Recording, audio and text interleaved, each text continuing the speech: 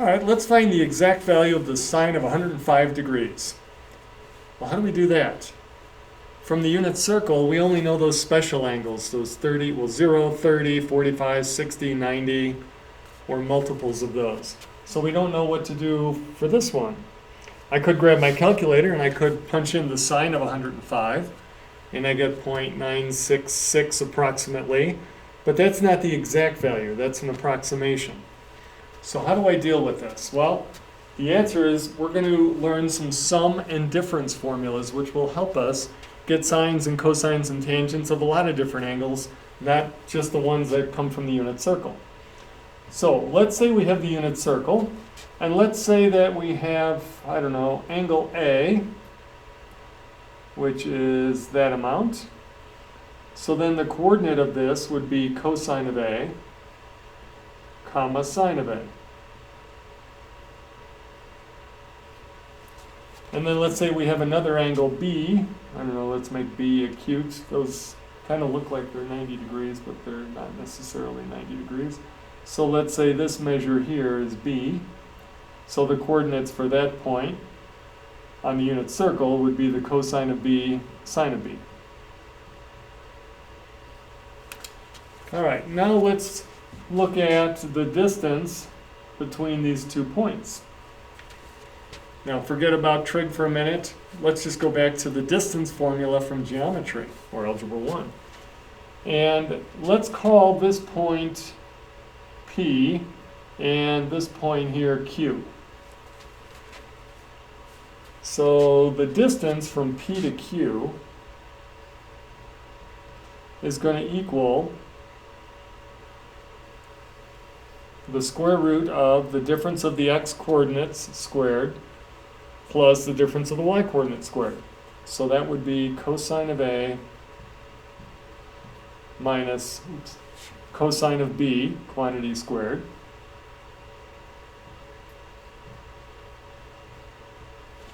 plus sine of A minus sine of B, quantity squared.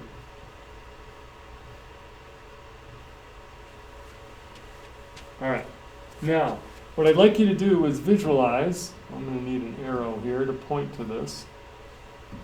What I'd like to do is visualize these two segments here, and I want to rotate them together. So I want to keep this triangle here. If the center is the origin, we'll call that O for origin. I want to keep this triangle intact, OQP. So I'm going to rotate the triangle until this point Q comes down right here to 1, 0.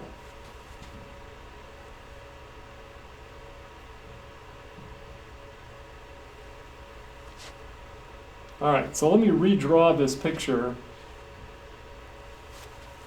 So now it's going to look like this. We have our unit circle, and we'll call this point Q prime, because that's where Q moved to. And then P prime, let's say it's somewhere up around here, will be there. And so now we still have the same triangle. Keep the colors matching here. And so this distance from P prime to Q prime should stay the same. So let's relabel this point. So first of all, what is our new angle? Look at my arrow. What is this angle here? Well, it's the angle between these two triangles. So if A is from the positive x-axis to this blue segment, and B is from the positive x to the green segment, then from the blue to the green, won't that be angle A minus angle B, the difference of the two angles? So right here is going to be the difference of those two angles. So draw a little arrow here. This will be A minus B for that angle. So that means that the coordinates for P prime are going to be cosine of A minus B, comma sine A minus B. And for Q prime, well, that's just going to be 1 comma 0. So now, I guess I'll do this in a different color. P prime Q prime is going to be, we'll use the distance formula again. The square root of the difference of the x coordinates, this time it's going to be cosine of angle A minus B, minus the x coordinate for q prime is just 1 squared, plus, and then the difference of the y coordinates, that would be sine of angle A minus B, minus the y coordinate of q prime, which is just 0 squared. But wait a minute, now I have two expressions here, one for PQ and one for P prime Q prime, and those should be equal because that's the same distance, because this is the same triangle, I just rotated it. So P prime Q prime should equal PQ. So I'm going to set these two expressions equal to each other, and I'm going to go ahead and square both sides to get rid of the square roots. So I'm going to have the red is equal to the purple. So now we're going to do some algebra. So I'm just going to set the red equal to the purple after I squared both sides. So the red, if I square the first quantity, cosine A minus cosine B quantity squared, so that's cosine A minus cos B times cosine A minus cosine B, you're going to distribute or FOIL, and you'll get cosine squared of A minus 2 cosine of A times cosine of B plus cosine squared of B. Okay, that takes care of this part here. I squared that, multiplied by itself. Now I'll square the second part, the one with the signs in it. And so that's going to be sine squared of A. Seems like I'm getting much more complicated, but be patient. Minus 2 sine of A times sine of B plus sine squared of B. Okay, so that was the length of PQ. That's going to equal, now let's do the purple. Remember, we squared both sides, so the square roots are gone. So let's start with cosine A minus B minus 1 squared. So I'm going to multiply this quantity by itself. All right, when I do that, what am I going to get? I'm going to get cosine squared of A minus B minus 2 times cosine of A minus B times 1. I have to write that times 1. And then plus 1. Now when I square the second part, well, since it's minus 0, I'm just going to get plus sine squared of A minus B. And that's it. So that was a little easier for P prime Q prime when I squared that. So I just have this. Now let's set these equal to each other and let's simplify. So let's start with looking at, I've got a cosine squared of A plus a sine squared of A. Cosine squared plus sine squared equals 1, the Pythagorean identity. I also have a cosine squared of B and a sine squared of B. That also equals 1. And so I'm actually going to have 2. So I'm going to cross out all that stuff. So cosine squared A plus sine squared of A is 1. And cosine squared of B plus sine squared of B is also 1. So now with the red expression, I'm going to have 2. And then minus 2 cosine A cosine B minus 2 sine A sine B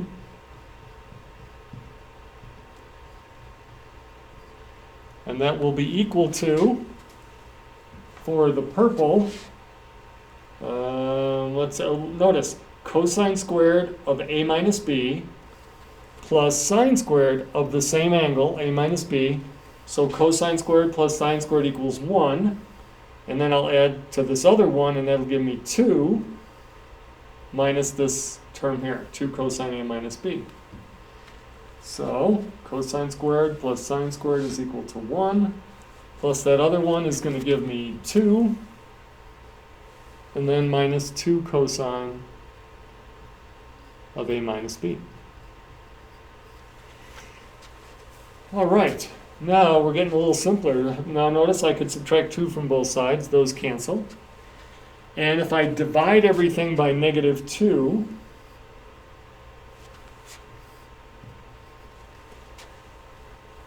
and let's switch the order just for fun, I'm going to be left with the cosine of a minus b equals 2 cosine a, I'm sorry, not 2, cosine a times cosine of b minus plus sine of a times sine of b.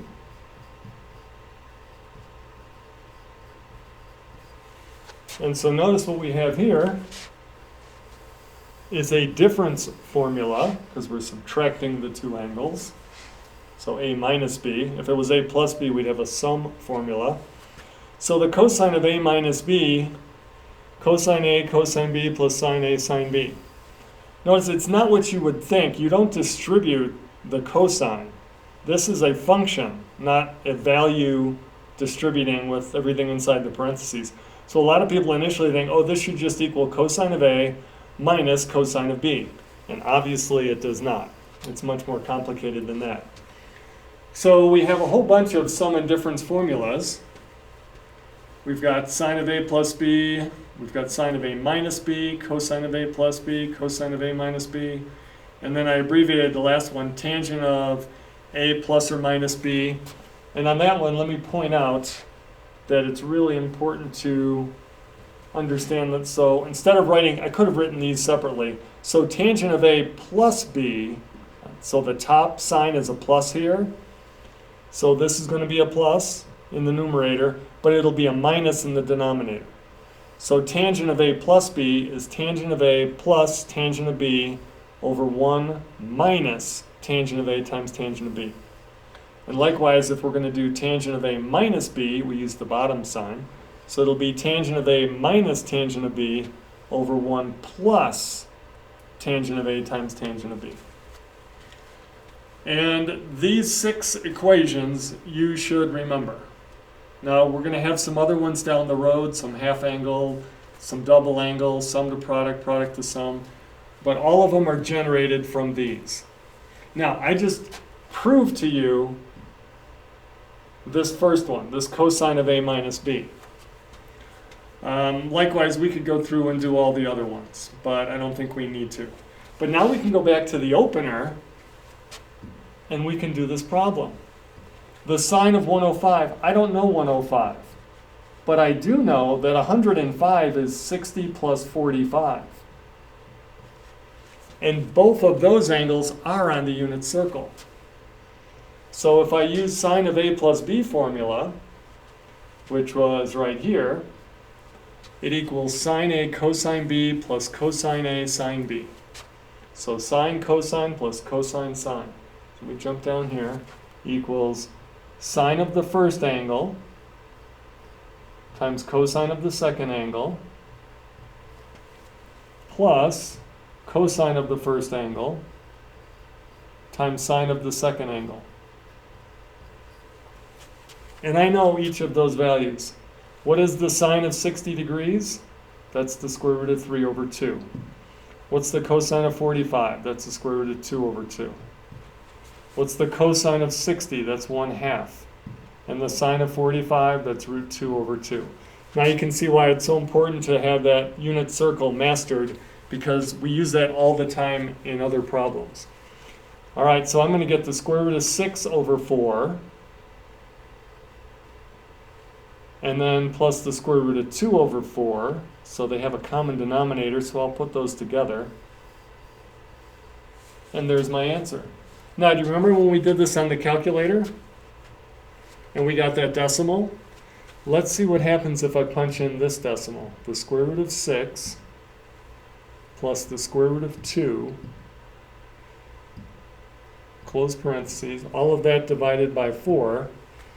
Fingers crossed, drum roll, this better work.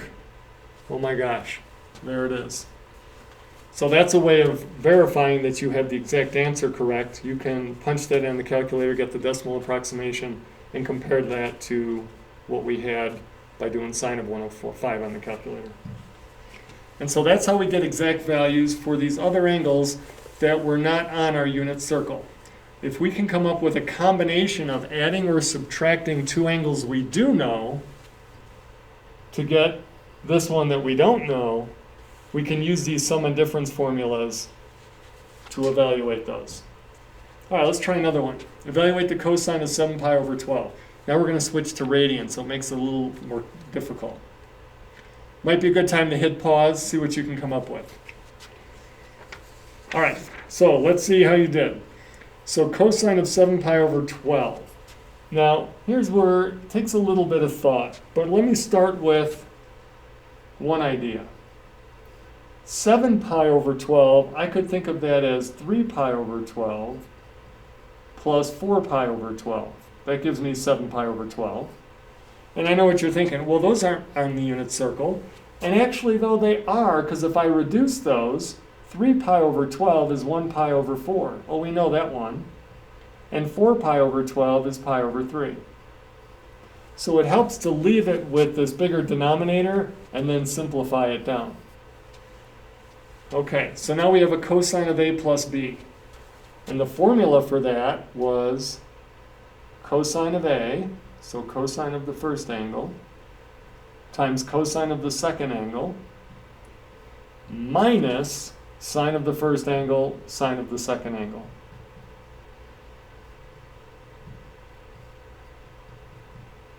All right, and so now we just plug in our values. Cosine of pi over 4 was square root of 2 over 2. Cosine of pi over 3, that's 60 degrees, that's 1/2. Oops. Minus the sine of pi over 4, that's the square root of 2 over 2. And the sine of pi over 3 was the root 3 over 2. And you're going to find we start getting these same or similar expressions because we're using all these same values. So we're going to get the square root of 2 over 4 minus the square root of 6 over 4. And there's our answer. And we'll verify that in a minute. But what if somebody said, hey, you know what, I didn't do 3 pi over 12 plus 4 pi over 12. I thought of it differently. I thought of it as subtracting 9 pi over 12 minus 2 pi over 12. I can get 7 that way. Now, how did I know to use these angles? Practice. You know, you could have thought, well, 7 pi over 12, isn't that 8 pi over 12 minus 1 pi over 12? Yes, it is. But even if I reduce that, that's 2 pi over 3. That's a good one. That's on unit circle. But pi over 12 is not on the unit circle, so that wouldn't be a good one to do. So you try some and see what you get. Could I have done 5 pi over 12 plus 2 pi over 12? Yeah, that gives me 7 pi over 12. But 2 pi over 12 is pi over 6. That's a good one. But 5 pi over 12 is not on the unit circle. So, you know, you mess around until you find two angles that actually are on the unit circle, and their combination gives you this angle here that we're dealing with. Okay, so let's try this different one. So cosine of a minus b, that was, let's reduce those first. So 9 pi over 12, I can divide both those by 3, and I get 3 pi over 4. And 2 pi over 12 is pi over 6. Okay, so cosine of a minus b, you go back and look at your formulas. That's going to be cosine of the first angle times cosine of the second angle plus sine of the first one, sine of the second one. Okay, so let's get the values for these. What's the cosine of 3 pi over 4? That's in the second quadrant. That's a negative root 2 over 2. What's the cosine of pi over 6? That's 30 degrees, so that's 1/2. What's the sine of 3 pi over 4? That's root 2 over 2, positive. Sine of pi over 6, oops, that's 1/2. Sorry, the cosine of pi over 6 is square root of 3 over 2. All right, so we wind up getting negative square root of 6 over 4 plus the square root of 2 over 4. And notice that's exactly what we got the other way. So sometimes you'll see there's more than one way to do it. And let's grab a calculator and double check. Let's switch to radian mode. And let's do the cosine of 7 pi over 12. That's the decimal we got. Now let's punch in the square root of 2 minus the square root of 6 divided by 4. Double check, is that what we had? Yep. And sure enough, we got it correct. Same decimal. So it's nice that you can check these as you work through them. Let's look at 2 more examples. Okay, let's evaluate this one. Sine of 20 times the cosine of 25 plus the cosine of 20 times the sine of 25. Now, here's where sometimes it helps to zoom out. Because what you don't want to do is zoom in. Let's zoom in, hold on here. Wait for it. And just say, okay, let me start with that, sine of 20. And then start figuring out, okay, can I add or subtract 2 numbers, 2 angles to give me 20? 60 minus 40, but 40 is not a good one. You know, and you keep going and you're going to get stuck. But what you need to do is if you zoom out for a minute and say, wait a minute, sine cosine plus cosine sine. Look at the whole thing together and you might recognize sine cosine plus cosine sine. Sine cosine plus cosine sine. It looks exactly like this. So now instead of me giving you this and you expand it to look like this, I'm giving you this and you need to recognize that it's simply this. So once you see that, you can say, oh, this is the same as saying the sine of a plus b, where a is 20 and b is 25. But wait a minute, that's 45. So this is really just asking what's the sine of 45, and we all know that's the square root of 2 over 2, and we're done. Simple. So remember, on these formulas, it could go left to right or right to left. So keep that in mind. Let's do one last example. Given the sine of angle u is 5/13 and the cosine of angle v is -3/5, both those angles are in the second quadrant. Find the tangent of u plus v. All right, so the first thing we want to identify is tangent of u plus v. So let's write our formula for that. Tangent of u plus v. If you go back and check your formula, that's going to be the tangent of angle u plus the tangent of angle v all over 1 minus the tangent of angle u times the tangent of angle v. Okay, so we need to know the tangent of angle u and the tangent of angle v. How do we do that? So let's start with this first one. We're in the second quadrant, so let's draw a picture. Second quadrant. And that has coordinates 5/13. So I'm going to make a right triangle. Keep it in green. And the sine is the opposite, so this is 5 and this is 13. So I only need that other leg. I can use the Pythagorean theorem, a squared plus b squared equals c squared. And I'm going to get 12. But I'm in the second quadrant, and that's the x-coordinate, so that's going to be negative. All right, so now I've got my triangle. This is for angle u. Let's do the same thing now for angle v. Let's do this one in blue. We're in the second quadrant, and the cosine is -3/5. So let's make a right triangle. The cosine is the adjacent over the hypotenuse. Use the Pythagorean theorem and we get 4 for this leg. It's positive because it's the y-coordinate that's up. And so that's v. So now I'm ready to go ahead and fill this in. What's the tangent of angle U? Opposite over adjacent. So 5 over negative 12. I'll put the negative out in front.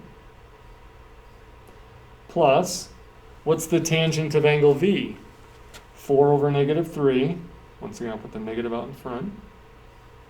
All over 1 minus the tangent of U, negative 5/12, times the tangent of V, negative 4/3.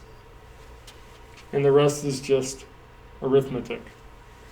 All right, so let's go ahead and simplify these. So we're going to get, let's combine these. So I'm going to have to multiply this fraction by 4 over 4. So then I'll have negative 5/12 plus a negative 16/12. That gives me negative 21/12 for my numerator. And in my denominator, I'm going to get 1, and we have minus and a negative, so that's going to be minus. And I can actually do some reducing if I want. Make my life a little easier. 4 goes into 4 once, 4 goes into 12 3 times. So I'm going to get 5 over 9. So let's change that 1 to be a 9 over 9, so I can combine those. So I'm going to get negative 21 over 12 divided by 9/9 minus 5/9 is 4/9. So dividing by a fraction is the same as multiplying by the reciprocal.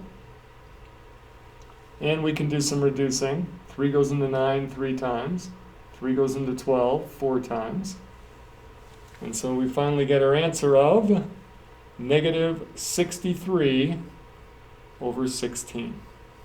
There is a way to check this on the calculator, but I don't want to go through those steps. It's pretty complicated and probably not worth the effort to do that. So there you go. So there's some examples of how we can use these sum and difference formulas to solve or evaluate some expressions.